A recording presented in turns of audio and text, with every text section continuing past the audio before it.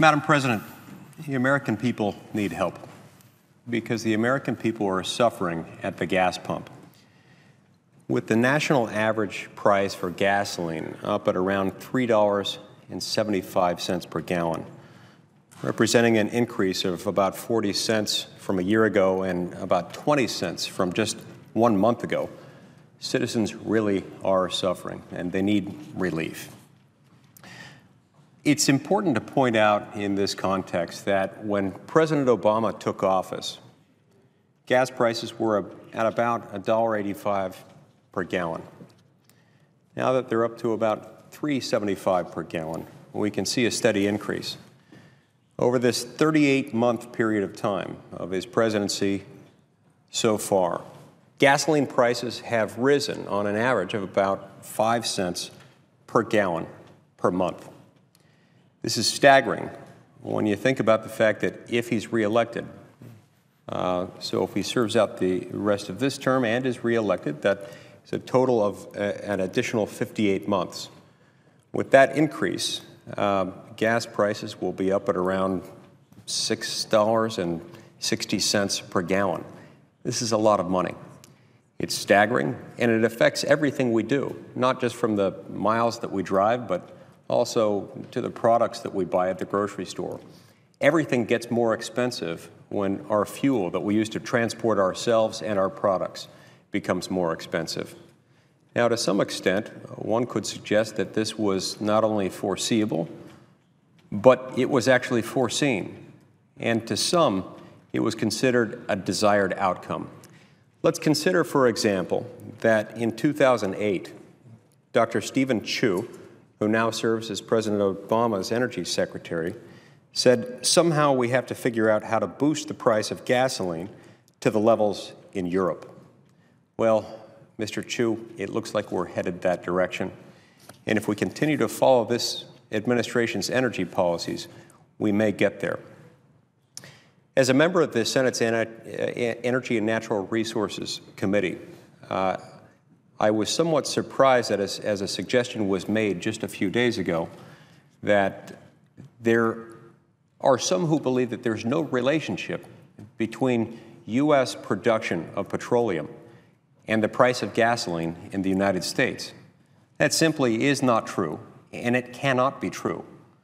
With oil being the input ingredient into gasoline, it is the precursor for gasoline. Anytime you do anything that cuts off or restricts or limits the supply, that's necessarily going to have an impact on the price, and it does. The fact that it's indisputable that there are other factors that also influence the price of gasoline makes it no less true that we do have to produce petroleum here at home, in addition to buying it from other places in order to keep gasoline prices at reasonable levels. We've got to produce more. There are some things that we can do in order to help improve that trend. For example, we could open up ANWR for drilling. We could open up our country's vast federal public lands to development for oil shale. It's a little-known fact that in 3 Rocky Mountain states, a small segment of 3 Rocky Mountain states, Utah, Colorado, and Wyoming, we have an estimated 1.2 trillion barrels of proven recoverable oil reserves locked up in oil shale. Now, 1.2 trillion barrels is a lot of oil. That's comparable to the combined petroleum reserves of the top 10 petroleum-producing countries of the world combined, just in one segment of 3 Rocky Mountain states. And yet, we're not producing it commercially, in part to a very significant degree because that oil shale, especially in my state, in the state of Utah, is overwhelmingly on federal public land. And it's almost impossible to get to it, to produce it commercially on federal public land. We need to change that. We need to create a sensible environmental review process for oil and gas production generally. We need to improve the permitting process for offshore development in the Gulf of Mexico and in other areas. We need to allow the states to regulate hydraulic fracturing without the fear of suffocating and duplicative federal regulations. We need to keep all the federal lands in the West all open to all kinds of energy development. And of course, we need the President to approve the Keystone XL pipeline. This will contribute substantially to America's energy security and will provide an estimated 20,000 shovel-ready jobs right off the bat. There are things we can do to help Americans with this difficult problem, one that will affect almost every aspect of the day-to-day lives of Americans.